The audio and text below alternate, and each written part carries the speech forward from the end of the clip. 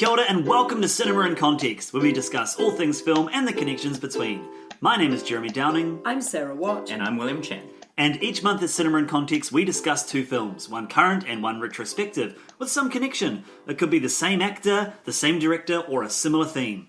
And this month, we are discussing Parasite, which came out this year, and Snowpiercer, which came out back in 2013, I believe.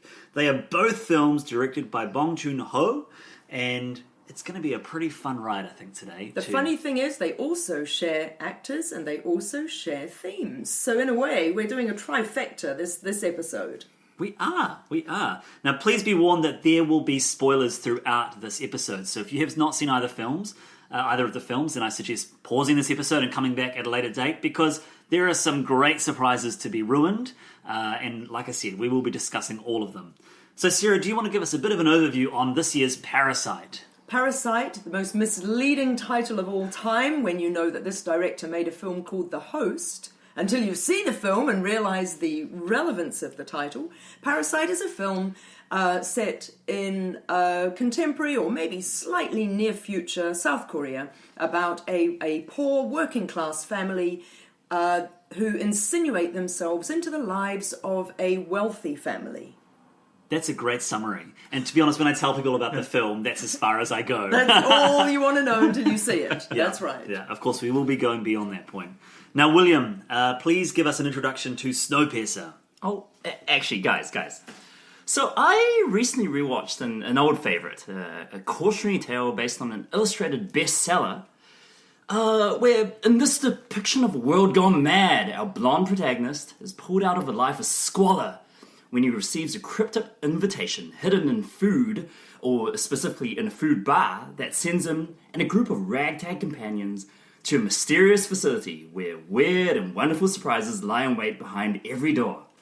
There, they will meet the founder of the place, an eccentric genius who runs the whole operation with the help of his team of little people. Oh, I know where you're going. So, it turns out that this whole gamut of challenges was set up by the aging wizard to find a pure-hearted heir to carry out his life's work. And in the end, everyone gets their just desserts. But enough about Willy Wonka and the Chocolate Factory, everyone. So why? Okay, this is completely irrelevant to these two films. Why Willy Wonka and why not Charlie and the Chocolate Factory? Because Willy Wonka is the... Tim Burton's Charlie and the Chocolate Factory is a terrible movie. No, that's great. It's a great film. Willy Wonka's the one everyone knows. I have to say, I'm a big supporter of Charlie and the Chocolate Factory. I had a lot of fun in that film. I had a lot of chocolate in that film. My friends and I went along and we just stuffed our faces with chocolate and then felt completely It'd be sick. wrong not to, wouldn't it? I really love, William, the way that you're able to draw together these comparative plot summaries and notice you're like a Cinema in Context episode in yourself, I think, for being able to go, look, these are exactly the same. I did not know where you were going. It wasn't probably about when Sarah clicked on it, so I was like, yes. Yeah. Great. So those are our two films for today. Yeah. Should we start with Parasite? I feel like that's... Parasite. Mm-hmm. And now might be a good time to say that Parasite won the Palme d'Or at the recent Cannes Film Festival. Deserved? Heck yeah. Yeah? Absolutely. I think so based on my enjoyment of the film, but what were the other big contenders this year? The really nice thing is, and we were in the cinema next door to the main cinema where the ceremony was taking place at the end of Cannes. So we were in the cinema next door with the rabble, if you will, the journalists, and so everybody felt they could be very vocal. We're watching it on the big screen that's of everything that's going on literally next door. And as I say, the journalists did feel that they were able to go boo or what or yay or whatever. And to be honest, there was it certainly felt to me like there was quite a lot of dissent about the various prizes that were given out. For example, Atlantique, which won the second prize, Mati Diop's first major feature film. It came second, and the critics were like, "Oh, really?" But everybody was rooting for Parasite to win, and when it did, I would say unconditional, acceptance of that having been the main prize, which is really nice, and must be really nice for a wonderful director like Bong Joon-ho to feel obviously he's going to be thrilled about the win, but to feel that everybody else agrees must be really satisfying, rather than being a bit of an outlier, you know. So yeah, Parasite, very interesting indeed. So I saw it at Cannes, knowing absolutely nothing. And obviously, as we've said, that is the only way, don't you agree? That is the only way to go into this film, which we are now going to spoiler like Billy-O, because you can't talk about it otherwise. Yeah, because I went into it like trying to remain as spoiler-free as possible. Didn't watch the trailers, didn't even look at the posters, really. Just knew that this was a movie by Bong Joon-ho, and that it wasn't a monster movie like The Host. Yes. That was it. And that's interesting, because I think The Host, having been such a sort of an international hit, wasn't it? When was The Host as well? 2000? Early. 11? Early 2000s? Yeah. Yeah. I was early 2000s. Or mid 2000s, maybe? Right. Oh, okay. Yeah. So, yeah, you're right. You call a film Parasite, and immediately people are like, oh, I know where this is going to go. And it's very, very interesting that actually, as he describes it, the parasites are, I guess on the most superficial level, the parasites are the poor family trying to, as I say, insinuate themselves into the lives of the rich family and be parasitic in terms of getting a better life.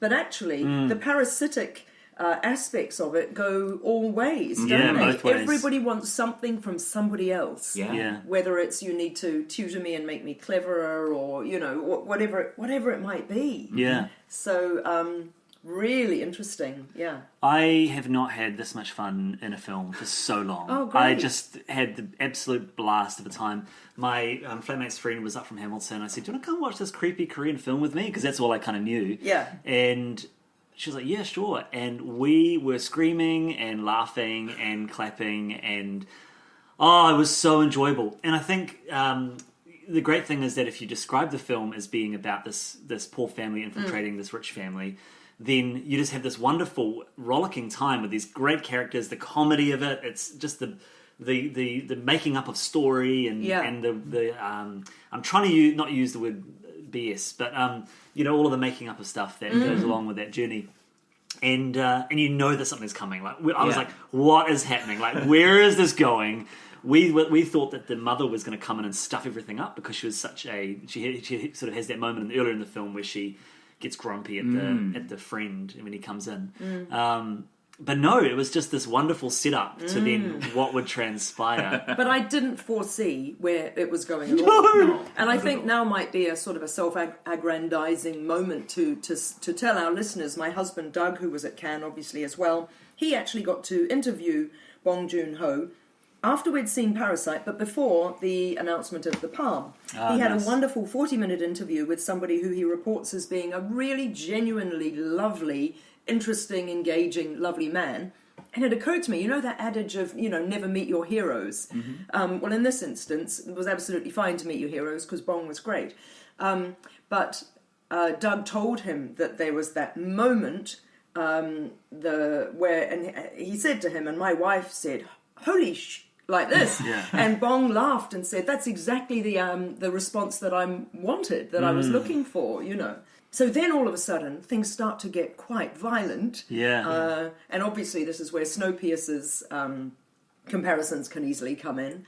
Well, actually, all Bong Joon-ho's films end up being a bit violent and a bit nasty, don't they? But it was so surprising. It was great. Whereas you go into a Tarantino sort of going, all right, when are they bringing out if not the big guns, the big knives? Do you know what I mean? Well, that's the thing. I feel like this was what I wanted from Once Upon a Time in Hollywood. And I still really enjoyed Once Upon a Time in Hollywood, but I enjoyed it more the second time once I kind of knew the pacing of the film.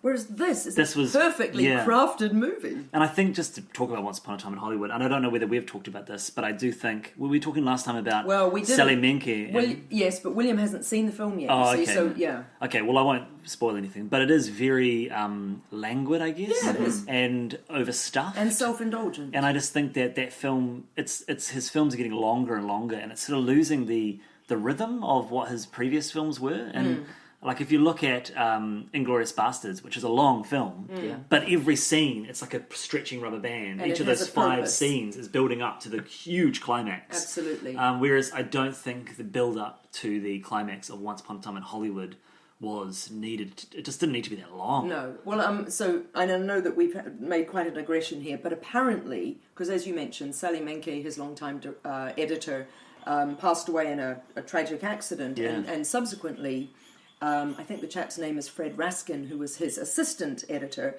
has become his editor. And in an interview with this Fred fellow, apparently that every day Quentin comes in to watch the dailies, and the editor was quoted as saying, and anything that he laughs at goes in the film.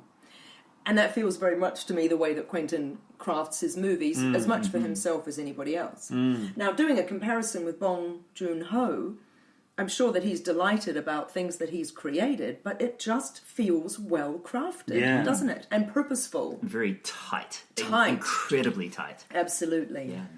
One point that stood out to me after watching the film was when the maid comes back into the film, and after that, when the family are coming home, and they're all furiously trying to get these bodies downstairs, clean up the house, and make a meal. Like, just the chaos of that. I think the making of the meal part just completely stressed me out. Because, when you're trying to make a meal in a rush. But just the little detail of when the daughter is scraping all the stuff under the couch and she cuts her hand. And you're just those little things where I'm like, oh, is it going to become a thing? Like Little bits of potential foreshadowing. Yeah, or just literally little bits of glass that could be on the ground. That reminded me a lot, actually, of, speaking of Quentin Tarantino, of Hateful Eight. With the jelly bean. Yeah, true. Yeah, nice. And there's definitely connections there with Tarantino, right? It's got that same love of character, love of dialogue, talking about that as well. Just that the main character going, so metaphorical. So self-aware. Yeah, that's right. Yeah. No, I had a wonderful time in this movie. And just that, there's a lot of those visceral moments that stand out to me, like when they're racing around and the maid is running up the stairs, and the mother just sort of I think she might even just bump her bum into her or kick her or whatever, and she goes flying back down the stairs, which ultimately, leads to her death. And a lot of the little interstitial cuts as well. There's so many great bits of visual storytelling in it. I remember there's this one shot of a bunch of condom wrappers on a spike. Yeah. And it just says so much in, what was it, like a third of a second. Yeah. And you don't need any dialogue. You can completely understand the situation, and it's wonderful. Yeah, true. He was a great character. That creepy... what about that shot with him as the ghost coming up? Just the eyes coming above the table. Scary, but also hilarious. And then, of course, by the end of the movie, you can see what it's building up to. The ghost is going to come back, and he's going to be very, very violent. Very vengeful. Yeah. And the little boy, the eyes turn back, just the whole climax. It was the whole movie building up to that point. And delicious. Yeah. So good. Very, very funny, very, very visceral, and just this bloodbath of pandemonium, but also of pointlessness. Because that's, I love how in Parasite, I don't think any of the characters are actively, bad. No. Like, they're trying to live their lives. It's not even really scraping for survival. It's just, I want to be comfortable, If I'm super rich, I'm nice because I'm rich. That was one of the pieces of dialogue. And then because of the class system and because of the miscommunication and how everything kind of comes to a head, you end up with horrible, horrible violence happening. Yeah, for no apparent reason. He's spoken about the fact that there is purposefully no judgment on the characters. So it isn't a case of, these poor people, these rich people are horrible, or, these naughty parasitic poor people, get a job, or anything like that. That everybody is multifaceted, and ultimately, you're not really rooting for anybody particularly. It's just such a terrifically tense narrative of, as we say, tension building. Like, I adore the scene with the family underneath the coffee table and trying to get over to the stairs to get the heck out.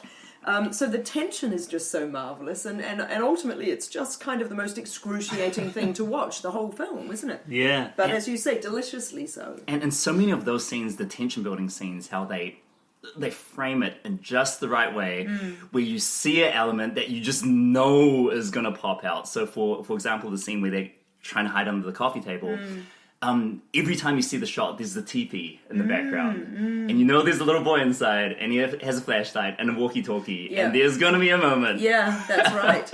Yeah. Or even, like, at the very beginning where I thought it was very noticeable, they're in the kitchen, the rich family's kitchen, and just I can't remember who. I think it's the housekeeper coming out of the basement. Yeah. And the light's on a timer, and it turns off, and it suddenly becomes just this rectangle of pure black. Yes. And it's wonderful how so many of shots afterwards, that is center frame. Yeah. And it's just this thing of foreboding mystery that ends up being, very, very important to the story. So he said in this interview that Doug did with him that he lights things purposefully to draw attention or to create a feeling around something that hasn't yet been made significant, if you know what I mean. So it's really interesting that something in you was noticing that to think, oh, maybe even on a subconscious level, that's going to become relevant, or there's something going on there. But he speaks a lot about that lovely wall full of the glass and the orange lighting and all the, you know what I mean, surrounding the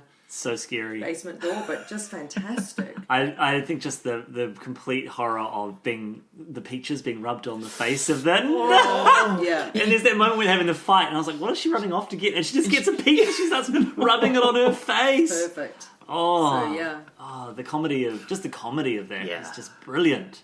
I have to say that has got to be one of the longest Morse code letters in the history of cinema. At the end, I was like, "What? This is ridiculous! And he does how it long every have day. they? Yeah, how long have they Yeah. been translating this?" I mean, I gave the film that, by that point of the movie. Yeah. And there was a part of me when I was watching that going, "What?" Like, because you don't know it's his dream for until the very last shot.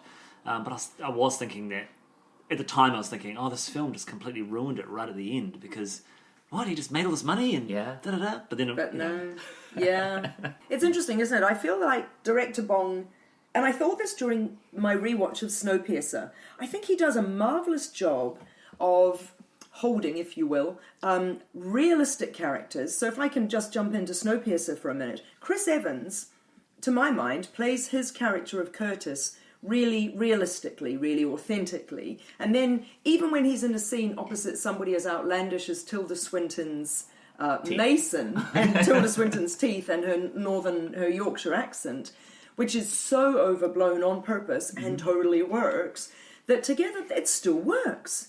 And I think Bong does a terrific job of having sort of caricature and realism in one scene, dialogue going at each other, and it's still, we buy it. There's stuff about Snowpiercer, the way that it looks, the way that the train carriages look inside and out, that this is so made up. And then there's stuff going on that is so real, and it works. And I feel that he does Parasite in a way actually feels, if anything, feels more realistic. And yet there's stuff about it that's absurd, that also totally works. Would you agree, or...? Yeah. not for me. Snowpiercer was not a great experience. Oh, interesting. It wasn't a terrible experience, but Tell us what you think. I just felt that there was a clash of styles going on that just didn't work for me. Chris Evans is so boring. Like, he's so boring. I agree with you, he played it very real, very earnest.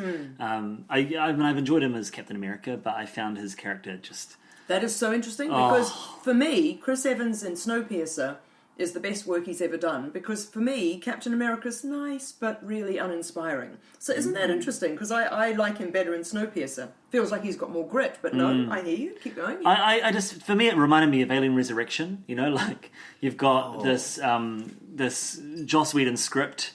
I'm going to bring Buffy in, guys.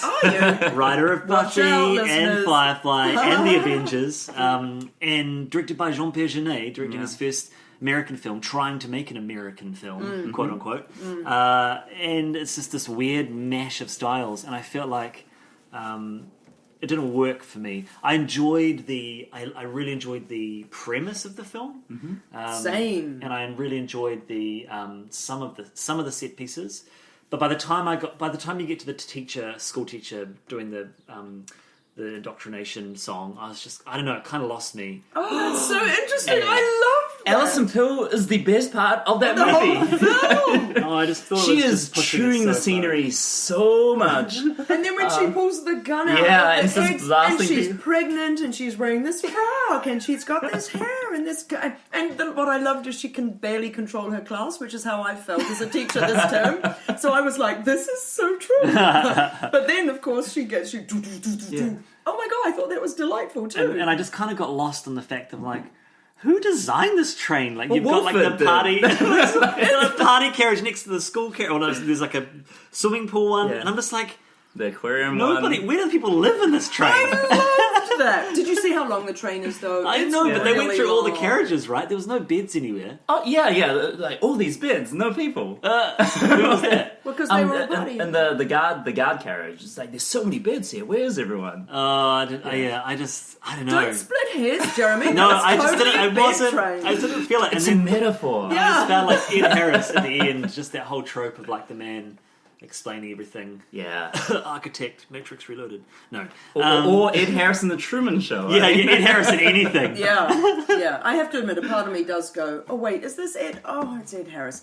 He's fine in it. Like, Yeah. he does the work, but... I do like the ending though. I think that that ending of just blowing everything up Yeah. is always going to be great. It's very heavy-handed, but I love that it's very heavy-handed. What, the ending or the film? The ending. Well, actually, the entire film and the ending. How do you feel about the film? I love it. I back in 2013, I was just telling you guys this off air. I had to watch it illegally because I was in the States and it was out in very, very limited release.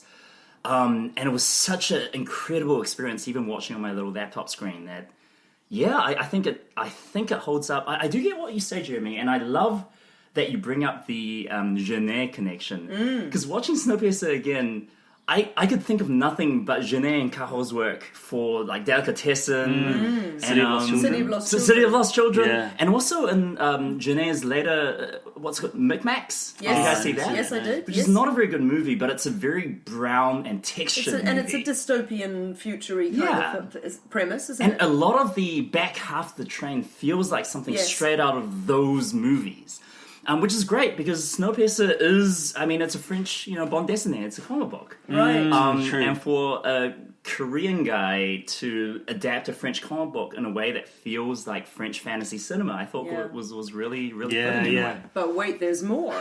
So I don't know if you picked up, but John Hurt's character, also from Alien, but a different Alien, John Hurt's character's name is Gilliam.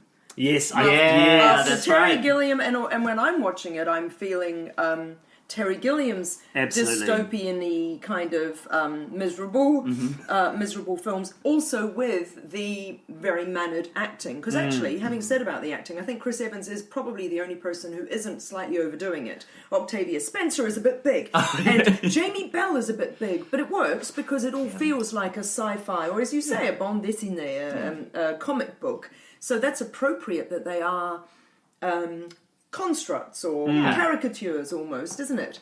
And I that have to works say, for me. I just feel sorry for Octavia Spencer. Like, I was watching this film and like, man, she gets some average roles. Like the fact that she doesn't really do much in this film and then she dies. I was like, she keeps getting these sort of supporting roles that don't give her much to do. Although, Jeremy, Except be sassy. have you seen Yeah. Ma?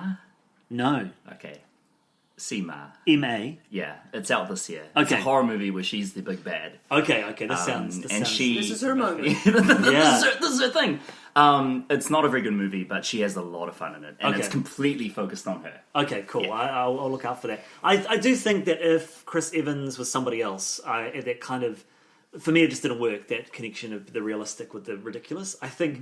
Who would you have cast instead of I just him? saw with a bit more charisma. I think he didn't... I think that's probably my issue with the film, is that he sets up an expectation that just brought to light a whole lot of the comic book elements of it. And I just think that he was just so boring. I was so bored watching him. But he's the reluctant leader, isn't he? And I think what you say about casting is interesting, because occasionally I'll watch things and think, no, I would have cast so-and-so. But you're right, it would be a matter of casting somebody with inherent charisma who can also play a reluctant leader. So almost play somebody who doesn't have charisma, but they're an actor enough that they're charismatic to be able to pull it off. Yeah.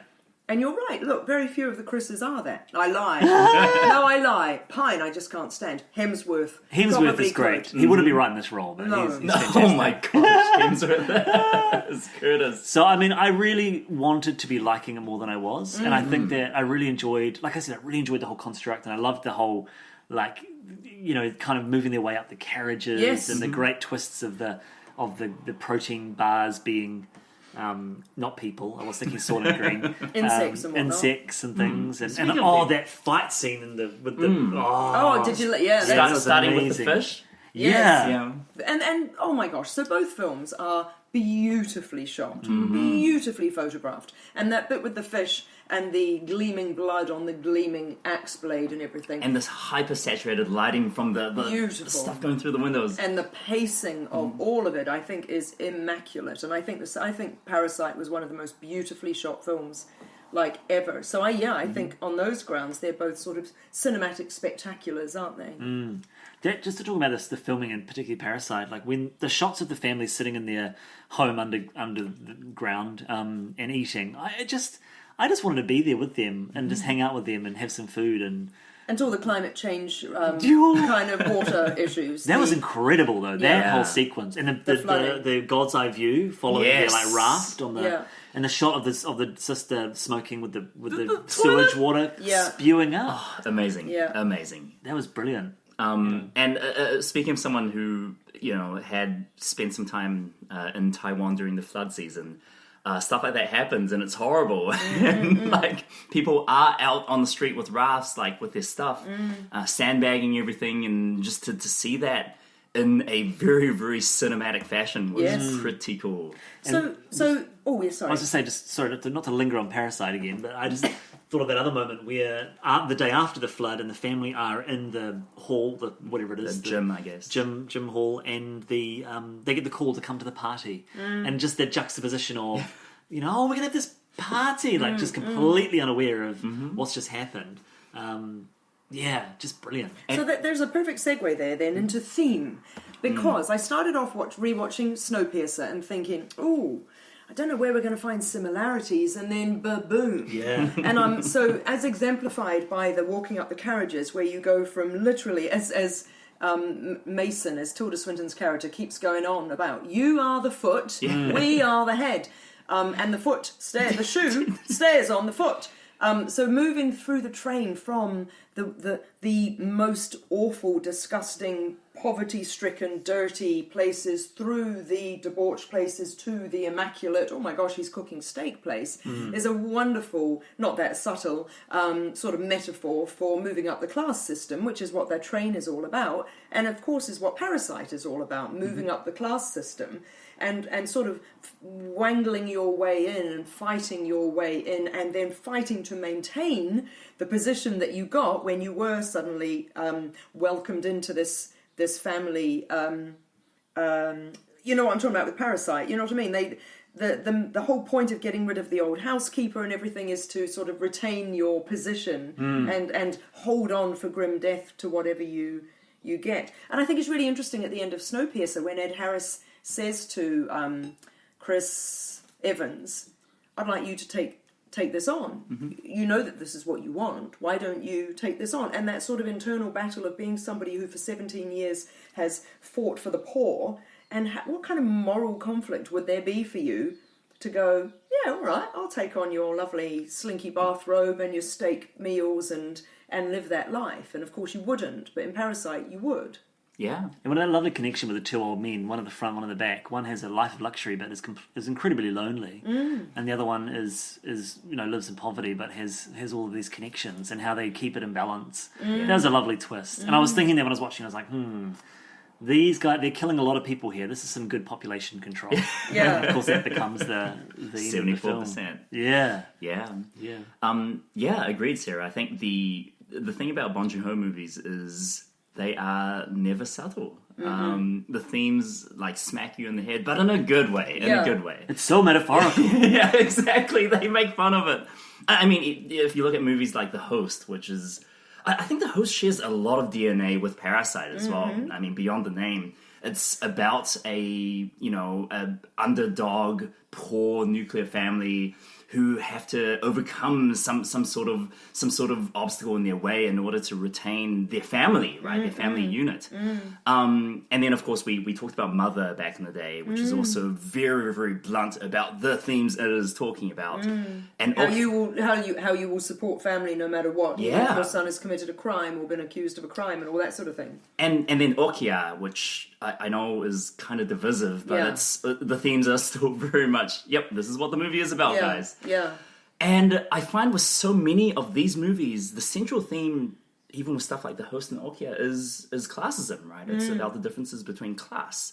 And how to maneuver that, and whether that's a good thing or a bad thing, and how to take care of it. And it is interesting watching Snowpiercer, which is 2013, and then Parasite, how I think they end up coming to very, very different points of view. Whereas with Snowpiercer, the one thing I could think about at the very end is that quote from Game of Thrones, I will break the wheel.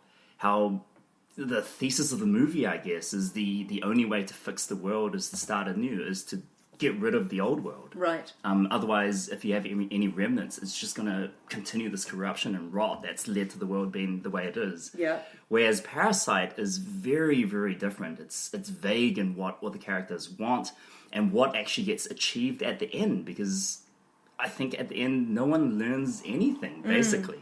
And it's a lot more cynical than Snowpiercer in a way, which is interesting. But do you think it's designed to provoke the audience to reflect?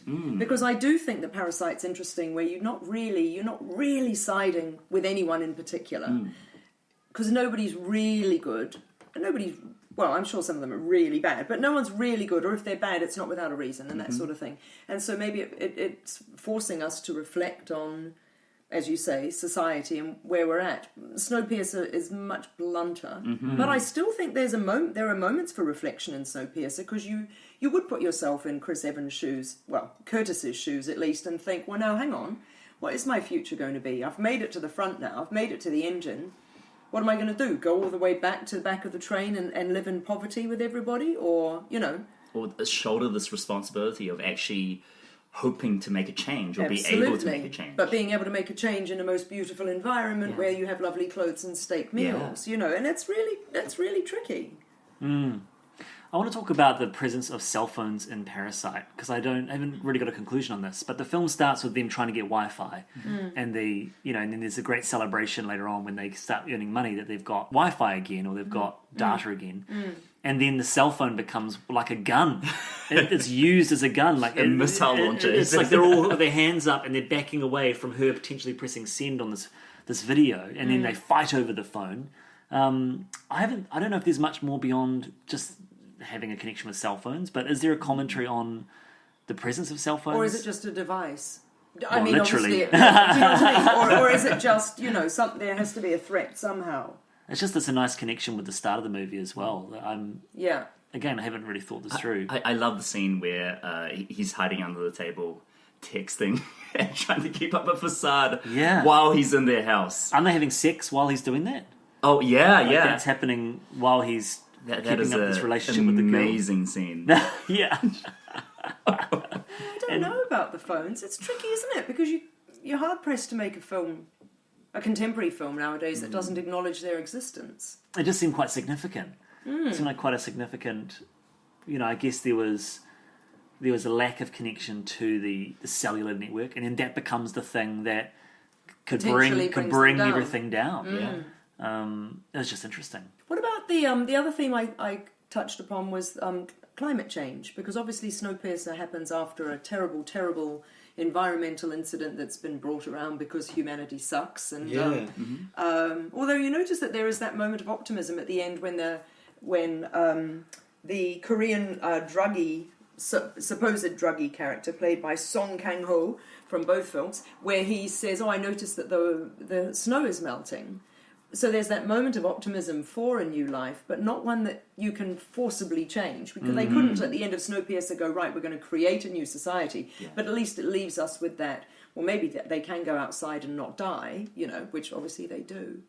Wait, they do die? No, sorry, which they go outside. Yeah. They go outside and potentially don't die. But also, I'm fairly sure that all the flooding and everything that happens in Parasite is climate related. So he's sort of very subtly creating parables around things without... I mean, you say that they're not subtle. Maybe he's not that subtle, but... I felt with the flooding, at least to me while watching it, was much more of the hammering home of the classist, disparity. That you live in a basement, therefore, when Yes. this happens, it's Yeah, going to that's go what I badly for found. you. Right. Especially since the connective tissue between the two scenes when they escape the rich people's house and go back to their own, it's all these shots of them descending, right? Stairs That's right, and going back bridges, down. Yeah, and sure. shots of waterfalls forming on staircases, flushing down to the very bottom where they're literally wallowing around in sewage. Yeah. That's what I got of it. Although a climate change thing could be possible.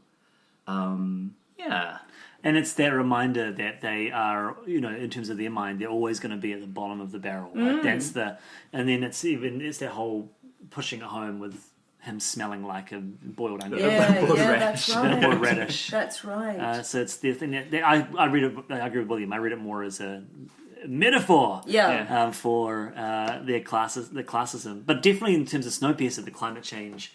Well, it's there, isn't it? As I guess more of a plot device than anything. Yeah. I don't think there's no lesson or moral about it in the film beyond this event has happened and we are now living. And this is how we're dealing with it. Yeah. It's quite interesting how Tilda Swinton's character Mason, who I had to look it up, but apparently she largely based that characterization on Margaret Thatcher. But interesting. Which is not surprising. It's very that's Thatcheresque. right. That's right. But it's interesting how some of what she says almost sort of makes sense, even if it isn't in a very socialist or a very compassionate way. Because she talks about we've got to have balance. We can't overpopulate the train. We've got to keep this working. She's kind of right. I mean, I'm not suggesting that their methods are appropriate, but it's not the most outrageous or outlandish protestation from her. You know what I mean? And again, I think that's a bit interesting. I think she is obviously the villain and villainized, and nobody's particularly sad when she's killed, but It's like the Thanos thing, right? Thanos is such a great villain. Because, I think Thanos is great. Because I kind of agree with him. I do too. He makes sense. Yeah. Absolutely. That's my point. Yeah. And also, the Tilda Swinton Mason character actually does show compassion in a lot of ways. You know, she isn't just a horrible she's not actually a horrible barking Thatcher through and through. She isn't. She's quite sort of... she does have these nice ways about her that aren't entirely disingenuous, you know. So, yeah, I think that's interesting. I think that balance or that multifacetedness is interesting.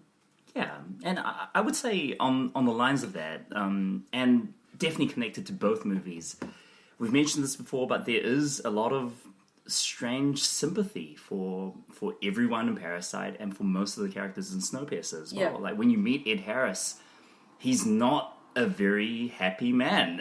And he's not a beastly horrible man. Neither is he that. I mean, he created the train. Yeah. What would they have otherwise? They wouldn't have had anything. The disaster would have happened and everybody would have died 17 years ago. At least they're alive, you know. And I think you actually feel, you feel a lot of sympathy for a lot of the mooks, the security guards and the masked men with axes. There's a lot of shots of, you know, a smiling face or uncertainty, or the guy with the stopwatch, right? Even the two Russian hitmen, like they have, you know, a loving relationship, and the guy goes on a rampage because the other guy was killed. Father and son, apparently. Oh, really? Yeah, apparently they're father and son. Okay, I thought they were lovers, but... No, apparently I thought they were lovers as well. Apparently father and son, according to IMDb. So Okay. there you go. Nice. Senior and junior. But anyway, yeah. But there definitely is just a lot of implicit compassion for all the characters on the train, and when it derails and when you see the people basically torn out from, you know, away from their lives, the lives that they had known on the train, you feel for them. You do, for the rich and the poor, which again in Parasite it definitely shines through as well. Just there isn't a complete darkness or a complete, you know, this is the savior of the world kind of thing. Everyone's shades of grey, which is great. Also, you make me think of this. The whole structure of a train is such that if you don't... Look, think about... You know how it's horrible in aeroplanes? They make us get on and walk through first class and business class to get to where we're going. But if you're getting on in first class, you don't know what it's like behind you. So if you were born within the 17 years of Snowpiercer and you were born on that train, you would not have gone up or down. You would have no concept of what the rest of the society is like. So to what extent can you be blamed for your position in it? And so similarly, in Parasite, to what extent can, for example, the rich family, the rich kids, be blamed for being the way they are if they have no concept of what it is to be poor and struggling to get a cell phone signal and all that sort of thing? So to that extent, I do think there is sort of a compassion in the filmmaking. He's not, I think, excusing everybody and saying, don't worry, you know not what you do, but... do you get what I mean, though? Absolutely. I mean, there's a separation, literally in Snowpiercer, Yeah. and then socially in Parasite. And I read in an interview that he said the reason why the young man in Parasite becomes the tutor is because it was the only way they could conceivably think that there would be this cross-class connection. Yeah. There's not really another scenario where, I guess, in the area where they were filming, that class connection would happen.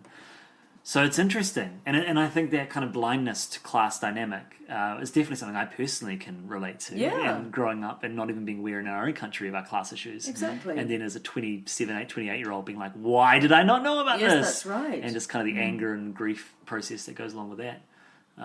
Which is, I think for all of his bluntness of theme, it's definitely more nuanced in Parasite. But I mean, I think it works in, don't get me wrong, like, Snowpiercer, I think fondly on it, and I might go back and watch it again and have a much better time. So but you in think terms maybe of, it works, you just didn't really enjoy the way that it...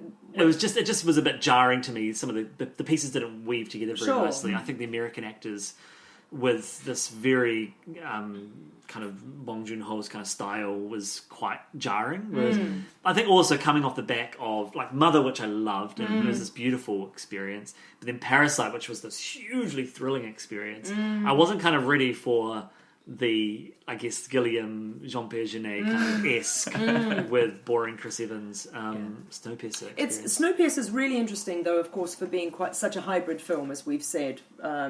Based on a French bande dessinée, really multicultural cast, etc., etc. And of course, the delightful bits where you've got your two Korean actors, one of whom is speaking Korean only the whole time with those wonderful sort of translation devices.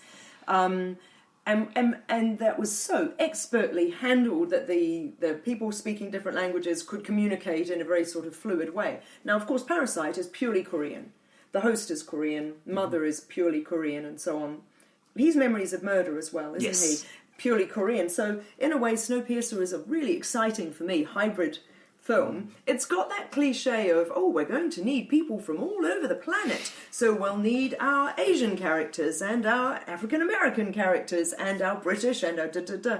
But you can imagine that if you are the surviving population from a massive world disaster, then, you've got your Noah's Ark, haven't you, of people on the train. And I thought that was quite delightful and handled really nicely. I did enjoy Jamie Bell as well. Yeah. I think he's a lot of fun. John Hurt's always great. Yeah, he's really good in the movie. Yeah, and there's that character that didn't say anything, but was the sort of did the flips and the kicks and then stabbed someone. Yeah. He was quite a cool addition as well. The scene where they bring fire from the back of the train, so cool. It was like Very a scene from Lord of the Rings. Yeah, very cool. The Urukai? Yeah. I can even hear the sort of chanting right now. Thank you for listening to another episode of Cinema in Context. If you enjoyed our podcast, then please share it with your film-loving friends. You can listen to Cinema in Context through SoundCloud or through Apple Podcasts, Stitcher or Radio Public. You can also follow us on Facebook or subscribe to us on Twitter or YouTube, which are also great places to let us know what you think of this episode or give us suggestions for future films to discuss and compare. Look out for our next episode in a month's time, and until then, ka kite anō.